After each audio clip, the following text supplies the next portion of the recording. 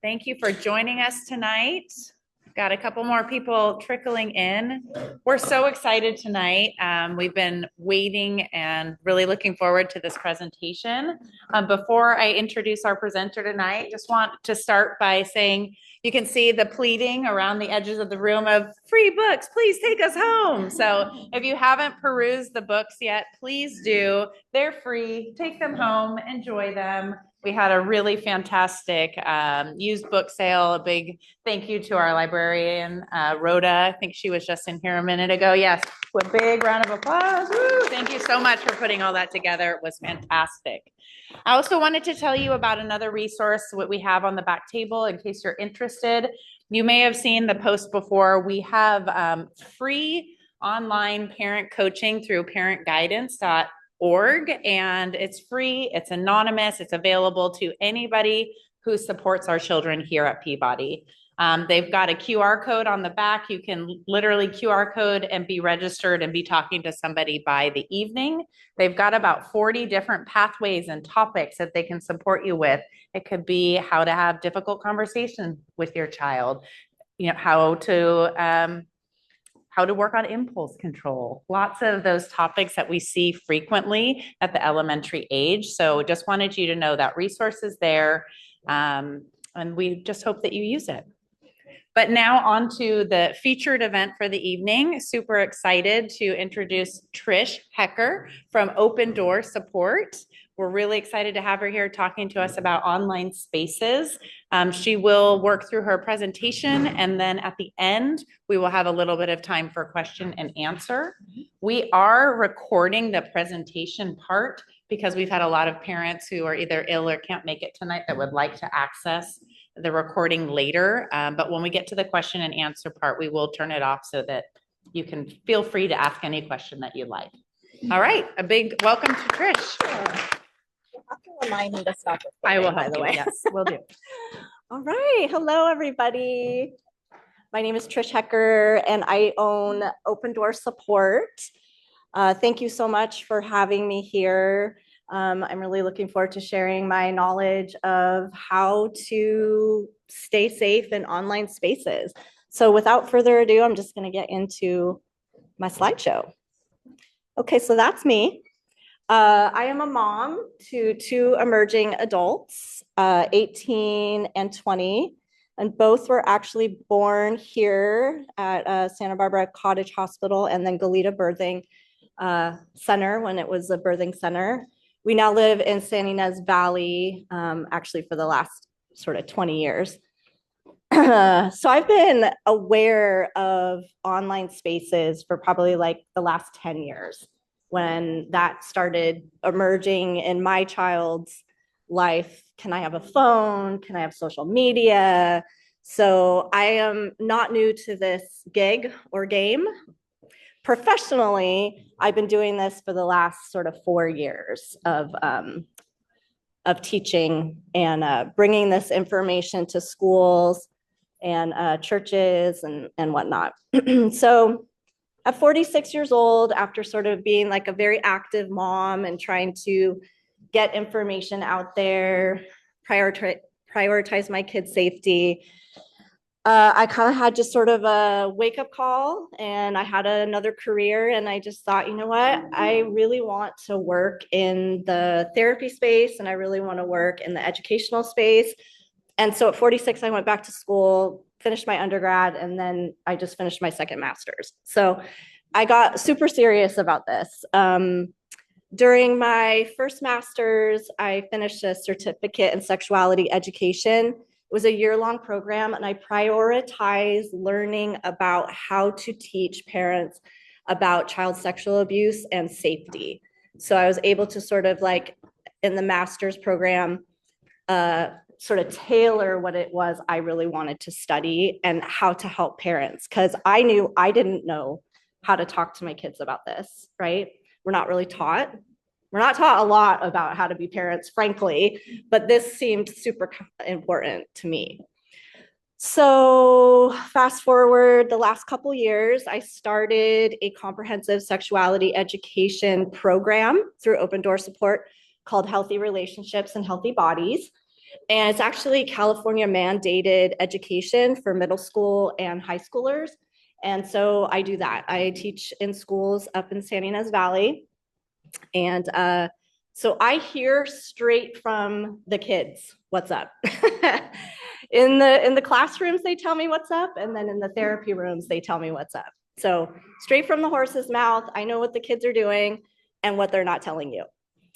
So I also had the honor and pleasure of returning to Antioch University. I'm now teaching undergrad back to where I started. Last quarter, I taught child advocacy, which is a passion close to my heart. This quarter, I'm teaching child psychology, and next quarter, I'm teaching media, technology, and children. So that's exciting to bring this information to the next generation of educators and counselors. And now I'm a marriage and family therapist up in Solvang. I have an office there and I do telehealth. And I work with kids, I work with families, I work with adults. And I'm a community educator, basically. I work for a nonprofit partnering up in Solvang, People Helping People. And I have a rolling monthly educational presentation like this with them. So that's me. That's what qualifies me to take up your time tonight and talk about this subject. So this is typically a 2-hour presentation. It's condensed. I've taken some things out, but I did send the resource pages to Claire and your other administrators. It's 2 pages, like solid of resources, and they're direct links. So you can use those afterwards. So the online safety issues that we're going to talk about tonight is cyberbullying on social media and gaming, predatory behavior on social media and gaming, AI on social media and gaming, and sextortion. We're also going to talk about why does there need to be a limit on technology use for children? Like what's going on with their brain? What's going on with their nervous system? Like the internet was built for adults, not children. And the internet and all of this stuff is now taking advantage of our children. And the lack of being able to handle the type of information that they are having access to 24 hours a day. So you think you're ready to give your kid a phone. You may have already given your kid a phone or access to a tablet or access to online. It doesn't mean that you've ruined everything. You can back up. Because guess what? Those devices actually belong to you. Most of the time you have bought those devices, right? You gave them as gifts, right? They are a gift. And you get to determine how a child interacts with that device, right? And it's hard. So I'm a mom. I'm a divorced mom. I raised my kids pretty much by myself around this topic because their dad was just like, what? You know, it's no big whoop. It's totally fine. And I'm just like, oh my gosh, no, it's not. So I get that there's a lot of pressure. Oh, my friend has it. Oh, my friend gets to do this. Or, you know, I want to go over to so-and-so's house because they're allowed to game. I get how much pressure you all are under to make your kid happy or make it so your kid doesn't feel left out. But luckily, what I know from my research is the tide is turning here. The tide is turning because parents are really sick and tired of tech making money off of our children. And that is what is happening, right? The ages 2 to 5, learning happens relationally. There's no educational thing that your kid can be looking at a device that will take the place of relational learning. And they'll sell you anything, right? Like bring back Mr. Rogers. I'm telling you. So I'm going to give you an example of a family agreement, right? All of what a child does online and in the internet needs to be reflected in what your family's values are and what you are able to mentor, okay? The number one protective factor against anything that is going to happen online to your child is you. You mentor, they're watching you. It's up to you what they get to do on there, right? So you are the number one most important factor in this. Example of what I teach in schools, because unfortunately, digital safety isn't really part of the curriculum, and it really needs to be, right? I look at all of my programs as I cooperate and we are a community. I'm not the sage on the stage. I'm not the one that needs to do all of this education. It has to be us as a community doing it. It has to be every trusted adult in your child's life giving the same information. Okay, and then what to do if your child is victimized. Chances that your child is going to be victimized by something online is very, very high, whether it's bullying, whether it's a predator, whether it's gambling, whether it's buying something that they shouldn't have bought. Something is going to happen online that you're not going to be happy about, and it's going to be scary. And after this presentation, you're going to want to do this to your devices.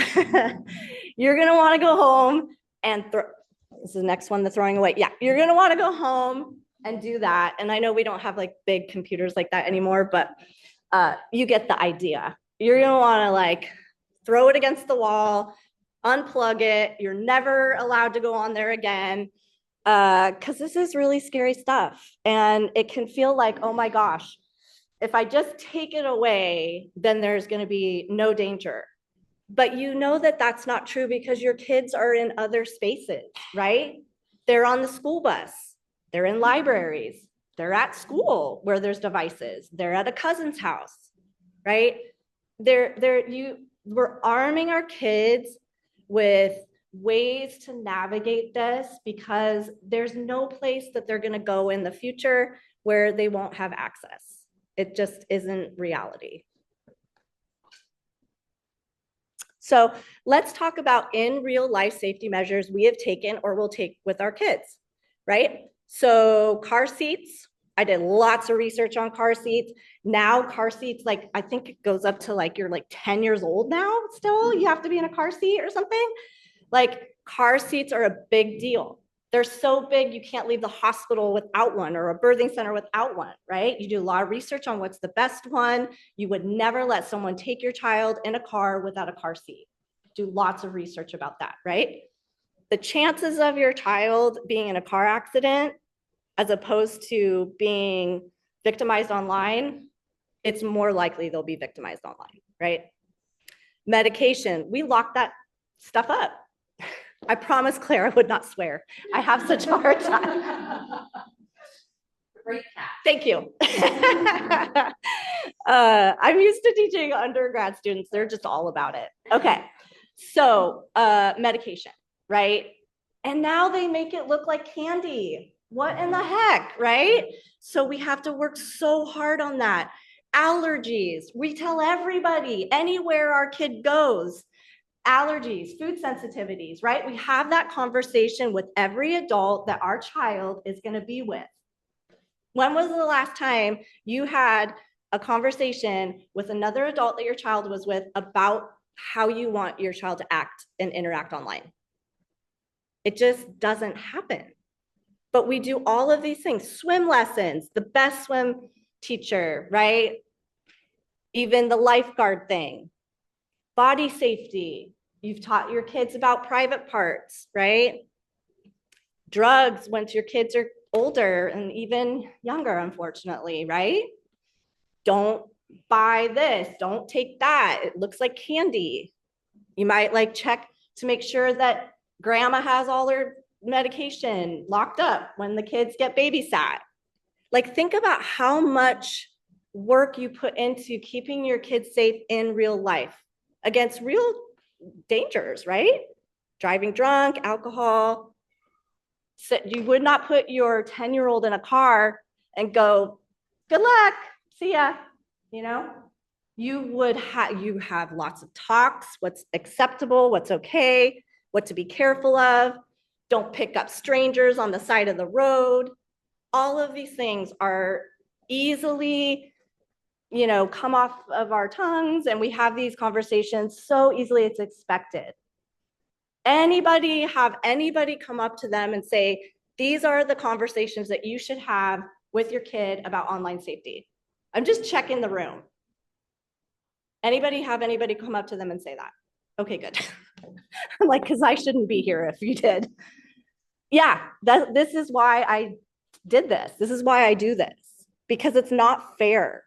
It's not fair to our kids that we weren't taught to do these things.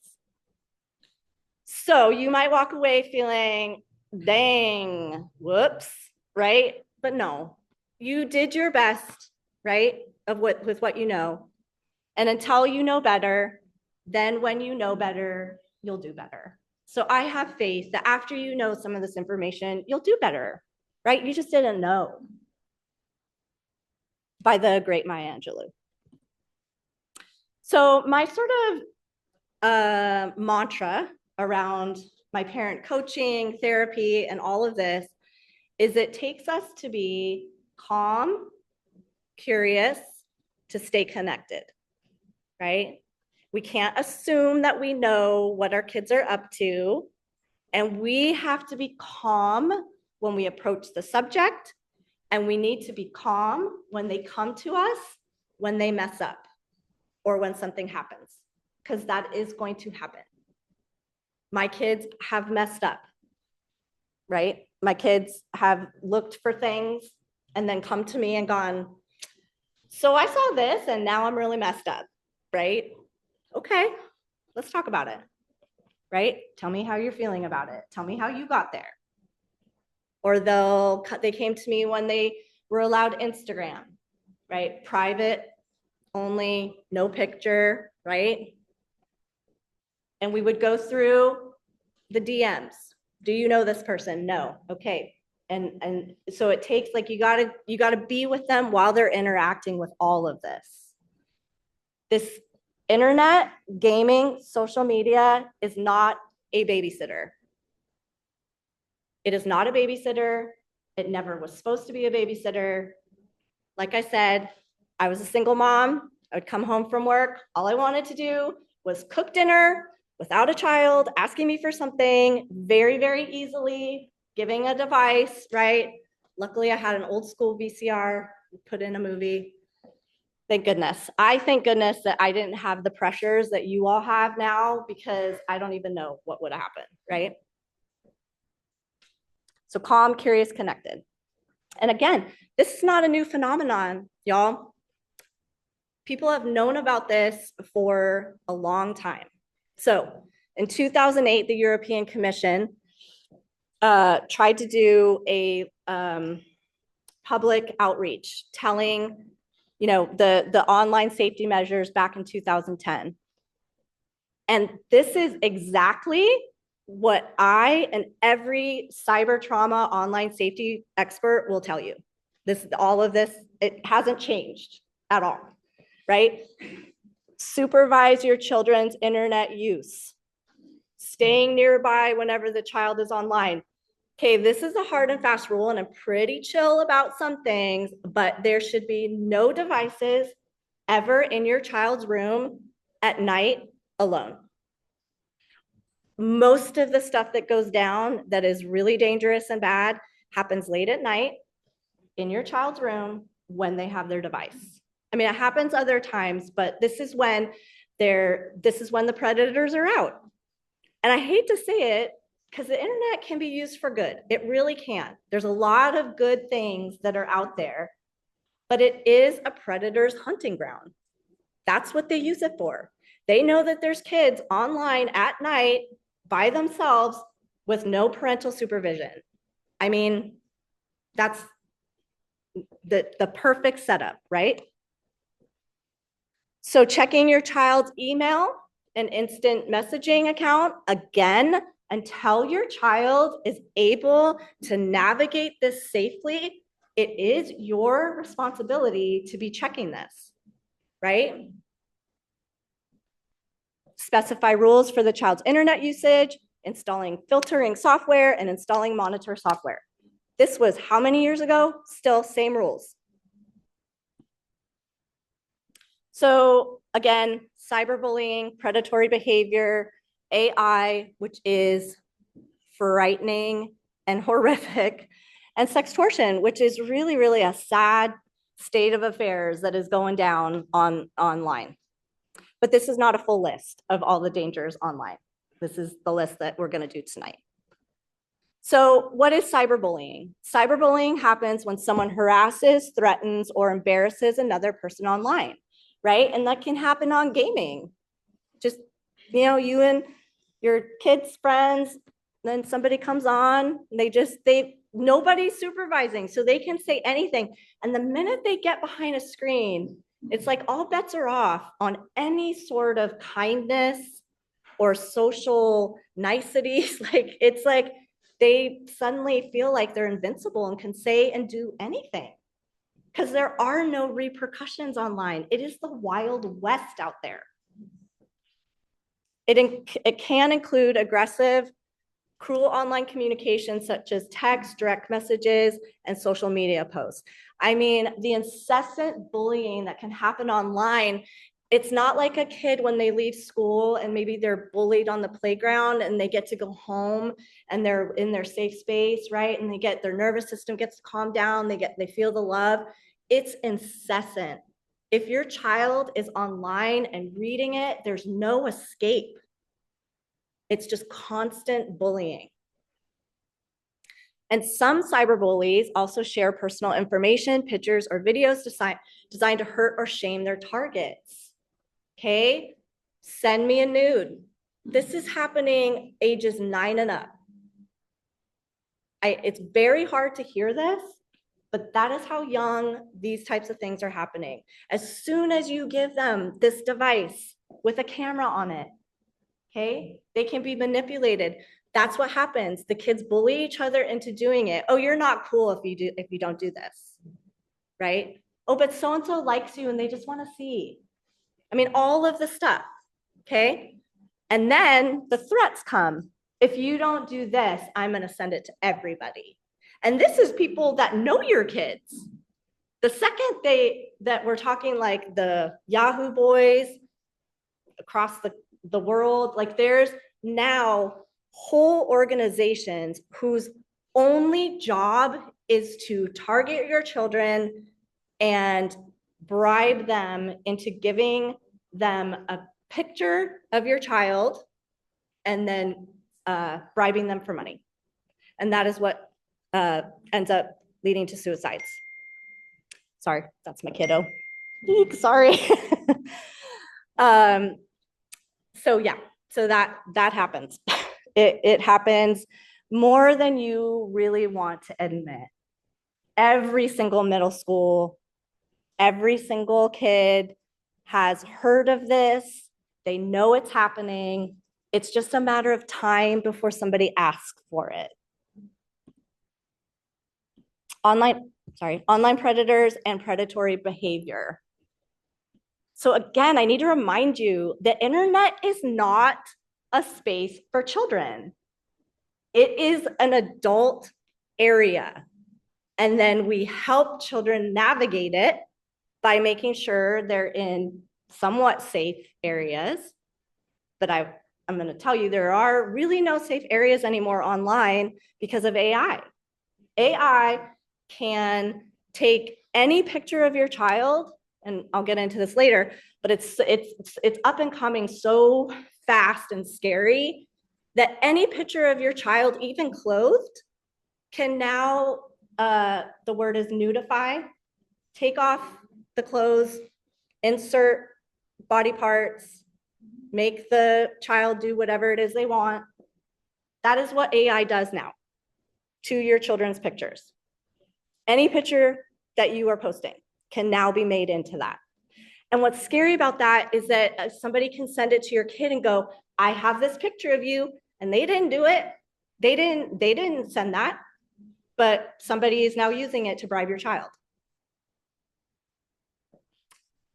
So understanding the grooming process, the key stages that happen when somebody is trying to groom your child online is they identify vulnerable individuals, basically children whose brains are primed for manipulation. Our kids want to make friends, right? That's what we teach them from when they're little. Be kind, be friendly, invite people to play. No, not online. Don't do that online. Online is an adult area. You would not send your child into an adult-only party and tell them where we live, tell them when you're alone, tell them all the special things about you, tell them the passwords. You would never do that in real life. But that is what is happening when you allow your kid online unsupervised. So they're going to build rapport, they're going to appear caring, they're going to find common ground, big time in gaming. Dude, you're awesome at this. Dude, what's your highest score? Dude, what other games do you like to play? Have you ever asked your kid that when they game? What are your favorite games? What's your highest score? Who do you play with? If you're not asking your children these questions, there's plenty of predators out there that are going to. This is about staying calm, curious, and connected to your children in online spaces. So they're going to normalize things, right? They're going to slowly introduce inappropriate topics and behaviors and secrecy. So I'm gonna send you something, but you can't tell your parents, because if you tell your parents, you're not going to be able to game with me anymore. If you tell your parents, then, because this often happens with people that you actually do know, it's not always strangers, right? If you tell your parents, then I can't be your coach anymore. And you guys read the news, you know what's happened in our community, okay? It's not just strangers that are accessing our children online. And they're gonna meet the needs that we are not giving our children, which is mostly attention and interest in their lives. Now, the last video game I played was Super Mario Brothers, and it was with a joystick on a TV, right? I don't like gaming. I think I just don't like it. But do I sit down and watch my kid game when he asks me to? Absolutely 100%. Anytime my kids invite me into their lives around Instagram or gaming or whatever, I show up, right? Because if I'm not showing up, they're looking for other adults to be interested in what they're doing, because that's all they want. They want our attention. They want us to be excited about what they're doing, right? You can hate it, but you better show up for it, right? I do like this Western one he plays, Red Dead Redemption. It's like a movie. It's so cool. Like, that's a cool one. I like that one. Red Dead Redemption. Yeah, it's honestly like a Western, and the guy's on a horse and he goes to different like places. It's actually pretty cool. And the music's pretty dope too. Yeah. But like Minecraft and all those ones, I'm just like, he like built a city one time and he invited me to look at it. And I was like, that's so cool. Tell me more about it, because that's what I do, right? But that's what you all need to do. You need to be interested in what your kids are doing online, because if you don't, there's other adults that will. And then they are going to slowly isolate your child from you, right? They're going to weaken that support system and create dependence. So known and unknown to you will try, so they're on gaming and they're going to try to move the conversation somewhere private online where others can't see, right? They go, hey, dude, do you have a like a Snapchat? Right? Because you might be just like checking on the gaming, who you playing with, and they know that, right? So they're like, let me get the digits, right? So they'll try to get close to your child. They'll spend a long time doing this, or like grooming can take a very long time. And they're gonna spend a lot of time creating trust before they actually ask for something sexual, a nude or nearly nude images or videos. However, it can take just 8 minutes or less for an online predator to form a bond with a child. And I included on the resources all the links to International Center for Missing and Exploited Children and all the stories that you can watch yourself and read about. I know what you're thinking. Not my kid. Did some of you think that? Just be honest. Some of you thought, not my kid. That would not happen to my kid. My kid tells me everything. I thought that. I thought my kid told me everything, right? And they do tell me pretty much everything. But they're also kids, right? And they're sometimes not going to tell us everything. Potentially every kid here, this could happen to. So 1 in 5 children per year receives an unwanted sexual solicitation online. 1 in 33 children per year receives an aggressive sexual solicitation, and at any given time, 50,000 predators are on the internet actively seeking out children. I used to tell my kids, and I remember driving one day, and I would tell them, so there are adults out there whose full-time job, the only thing that they do is try to build trust with kids so they can hurt them online. I mean, I told my kids the truth, like big time. And this is true. There are people out there that this is their full-time job. There is no safe game. So I did a workshop with kids and parents a couple weeks ago, and I asked the kids what games, and there were so many other games. I ended up like adding a bunch that I didn't have before, but there's way more games than this that kids are on, right? But the big one, real bad right now, is Roblox. The stuff that kids are seeing on Roblox, and it's bad, real bad. And then predators can access our kids through Roblox. They can access through all of them. Okay, so chat rooms, sometimes called lobbies, through written, verbal, or video. And here's the deal, guys. They might be telling you, I'm only playing with one of my friends and my friends. But do your other friends have the same rules? Maybe not, right? So your kids playing with the friends that you think that they're safe with, but then those friends are inviting people that aren't. And you may not know that, right? Any social media site can lead to cyberbullying and online exploitation, every single one of them. YouTube, YouTube Kids, Instagram, TikTok, Instagram, Finsta. Do y'all know what Finsta is? That's Instagram that is secret, that it's a whole other account that they can keep from you. Actually, on these things, there can be whole other apps that they can hide from you that you would never know how to access. These kids are so clever.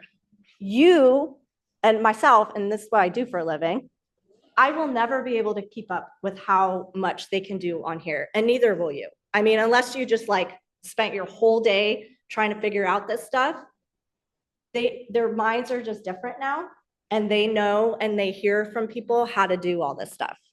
Snapchat, terrible. Locations, not good. WhatsApp, all of it, garbage. It's not good.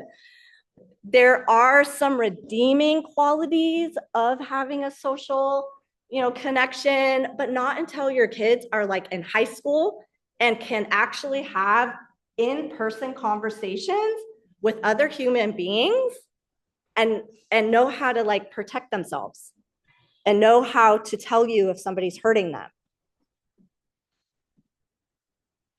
So child sexual abuse material refers to sexually explicit content involving a child. Visual depictions can include photographs, videos, or computer-generated images indistinguishable from a specific minor. Now, I used to teach this where please don't post bathing suits or diapers or naked kids or all that. Now, I also have to tell you, probably 6 years ago, I closed my Facebook account and deleted everything because I didn't know this, and I had pictures of my kids, like cute little buns, right? And on the toilet for the first time, and bathing suits and the whole bit, because I didn't know better. The minute I started learning about this, I shut that stuff down. I shut it down. I mean, I feel like that deserved a swear word, but I shut it down so quick because I thought, oh my gosh, because it doesn't matter if you have it on private, because Auntie Nellie, who knows nothing about any of this, doesn't have hers on private, right? We're talking grandparents, ex-in-laws, they've got all your kids' pictures too. And they don't have their stuff on lockdown. And now you don't even have to have a nude picture of your kid online or in diapers or whatever. AI is creating that for the predators. AI can do this now.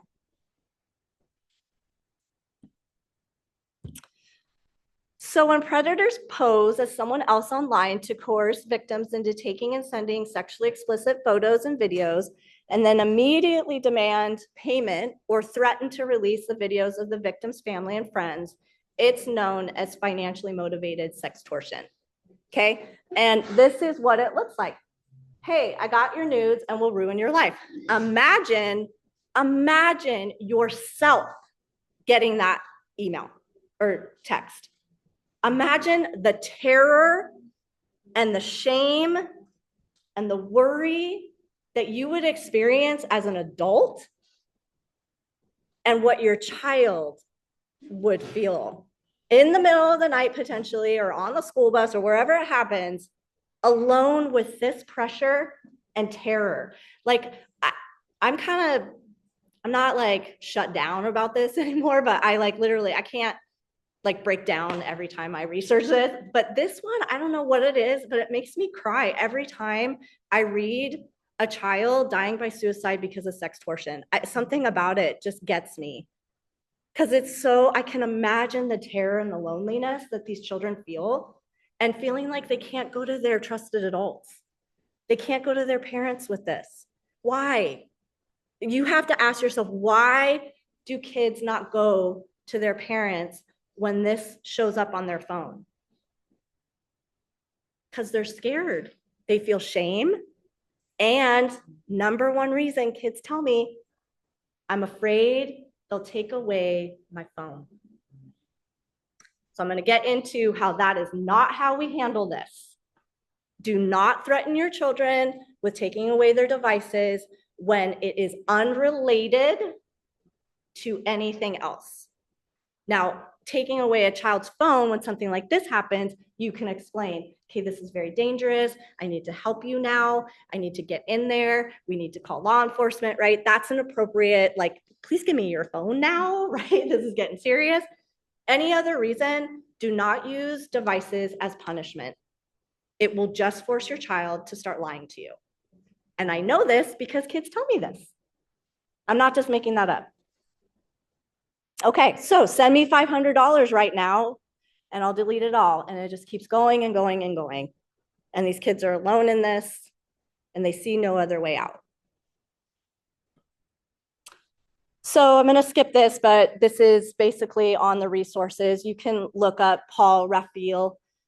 But basically, 139 cases of sextortion in 2021, 26,000 in 2023. That's how quickly, and now we're in 2026. Imagine where we're at now with how many cases, right? And I've already told you about how it happens in middle school and high school, probably elementary school too, if a kid has a device. You really want to say in your mind, but not my kid. My kid would tell me. But they might not. They might not. Why does there need to be a limit on technology use for children? So you're gonna be like, embrace the counterculture, right? That's like our family's thing. We are counterculture and proud of it in many, many ways. And one of the ways is that we do not believe that small children whose brains are not developed should have access to this stuff. They're not ready for it, right?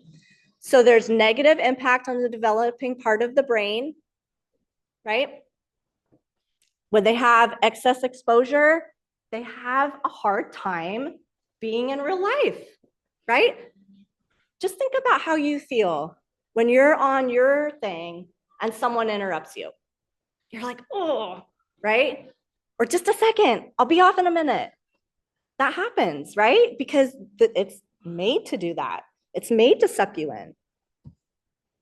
It gives reward systems. It's a little chemical called dopamine, and it's an easy dopamine hit. You don't have to work very hard for it. You don't have to learn to read. You don't have to stick with that project until it's done. It's not that like I worked really hard dopamine. It's really small, easy dopamine hits that the kids just keep chasing and chasing and chasing and chasing. And that's why they're not interested in doing anything else. Because nothing hits like that small little dopamine hit. And the brain is wired for fight or flight response. So your kids, and I'm telling you, even if you are not giving them a device to see this, they are seeing it in other places, on the bus, other people's houses, okay? They see violence. We are now seeing people murdered online, right? We're seeing people ripped from their families. We're seeing people kidnapped. We're seeing violence. We're seeing war. We're seeing everything that happens in our world, and our kids are seeing it. And their bodies cannot handle it, okay?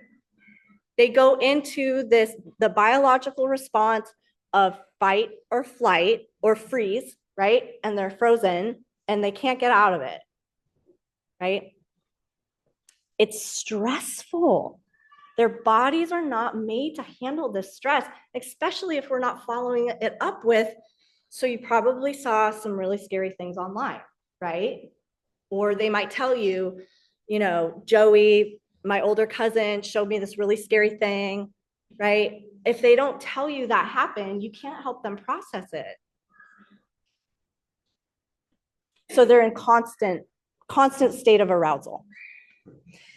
So taking away internet access, phone, tablet, etc., as punishment or bargaining tool for behavior unrelated is a no-no. Oh, you didn't clean your room, I'm taking your device away. That has nothing to do with helping your child know how to clean his room. I know it's an easy one. It's very easy, but it doesn't help your safety plan around having your kids safe online. It's just not safe parenting. Sometimes I say stuff parents really hate, but that's my job. So why is this not a direction you want to go in? Horse's mouth, kids tell me, and it's not addressing the actual behavior, right?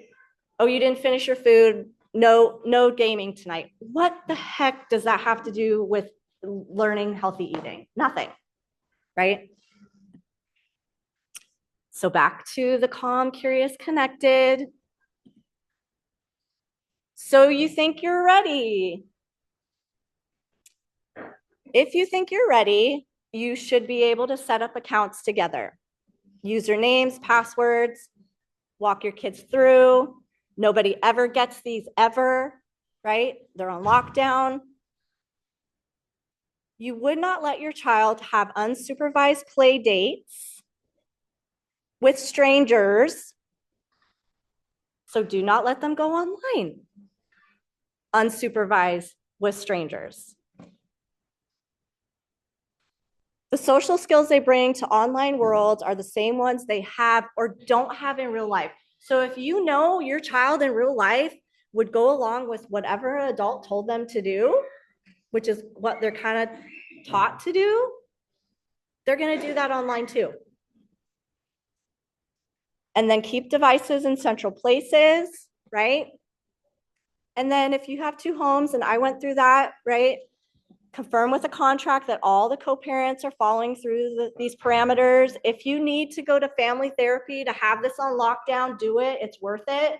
If you need a mediator to do that, I didn't bring any business cards, but I'm happy to help. I love doing this kind of stuff. So example of a family agreement, and I included this, it's like the very first link in the resource because I really love this one. I do a lot of research on what's the thing that really hits. The only thing this one is missing that I am not happy about is it doesn't say no devices alone in a room, but that is like my number one rule. Devices should never be alone in a child's room, especially at night. So I think we're running out of time. So basically, basically everything I just said. And it has to be an in-family meeting. Everybody has to be on the same page. If your kid goes, that's stupid, you could go, okay, this is why we have this, we're gonna have this rule. And then for parents and caregivers, you gotta mentor the behavior you wanna see, right? So I have a lot of parents going, my teenager doesn't pay attention to me. All he is doing is on his phone. I'm like, well, when you guys go out to dinner, do you have your phone out? Do you have your phone out when you're out in public and you're bored? Do you, stay on your phone when your kid walks in the room, or do you put your phone down and close your laptop? These are all things that your kids are just picking up. Oh, that's okay to do. And you may tell them not to do it, but they don't listen to what we tell them to do. They do what we show them, right? We know that. That's like parenting 101. So don't be afraid to put your foot down about this stuff. For some reason, and I'm all about like conscious parenting, gentle parenting, cooperative parenting. I am that mom. I do not mess around with this stuff. I don't.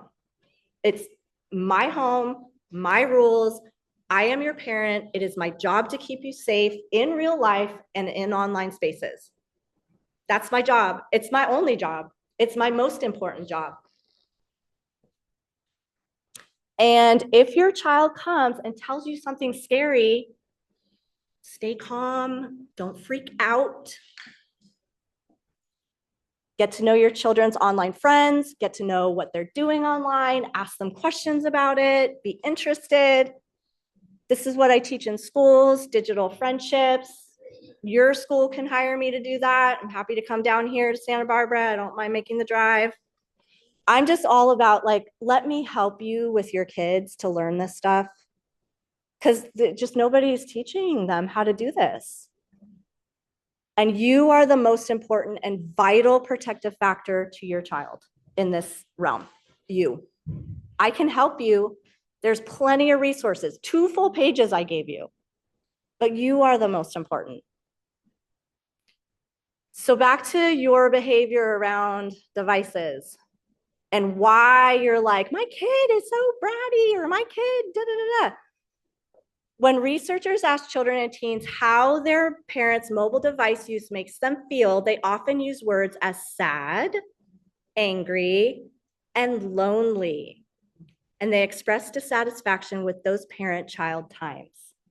It is sacred, precious time. I understand. I work 3 jobs. I raised my kids by myself. I was on my phone making all kinds of stuff happen, right? But there is a time where I can say, I'm just making a doctor's appointment. As soon as I'm done, I will put my phone down and you will have my attention, right? Just communicate with your kids about what you're doing and then put the phone down. If you're at the park, phone down. If you're at games, phone down. And tell other parents too. Tell them Miss Trish sent you. And teens, they experience their parents as less warm, right? Because when you're on the phone, it's like the still face that they do with the baby, the research they did when the baby looked at the mom's face and it was a still face and it made them very upset. That's the face you get when you're online, unless you're like having sexy time or something and you're like smiling or something, right? Or looking at something that makes you feel good. So it makes them feel worse about themselves. So respectful parenting choices. Are you prioritizing connection over correction? This is big. Are you practicing guidance over punishment? Are you trustworthy? Can your kids trust you? Are you providing a safe space for mistakes? Because the kids are going to make mistakes. Are you providing a sexually shame-free space? Because we've got access to pornography, young as 9, sometimes younger, right?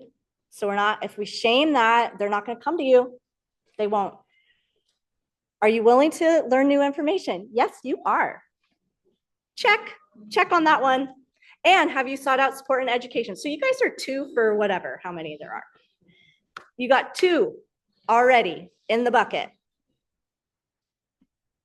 So if your child has been victimized, don't freak out. Keep saying that. Calm, curious, connected. Don't delete anything that your child has received. Contact law enforcement right away. Find a therapist who can help them and your family deal with how traumatic this is. And the kids are experiencing traumatic stuff online, and they don't know how to handle it. Every single child I see has a story. Let their school know right away, because if it's happening to your kid, it's happening to other kids. Find support within your community. And I would say find it now with other parents that are kind of going to be on the same path as you around online spaces. And then slowly reintroduce technology to your child's comfort. They may be like, I never want a phone back. Thank you very much. Right? And to close, your daily affirmation to your child, because this is more about how you parent than whether they have access to a device, if that makes sense, right? Because they're gonna have access to this no matter what. No matter what you think, say, or do, I will never stop loving you, because that's what they think. If I mess up, my parents not gonna love me anymore. If you get stuck, which they're going to, or make a mistake, I'm here to help you.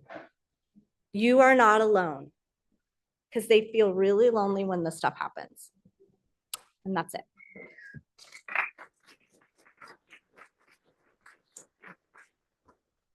Yeah, stop the recording. And so, yeah, let's do.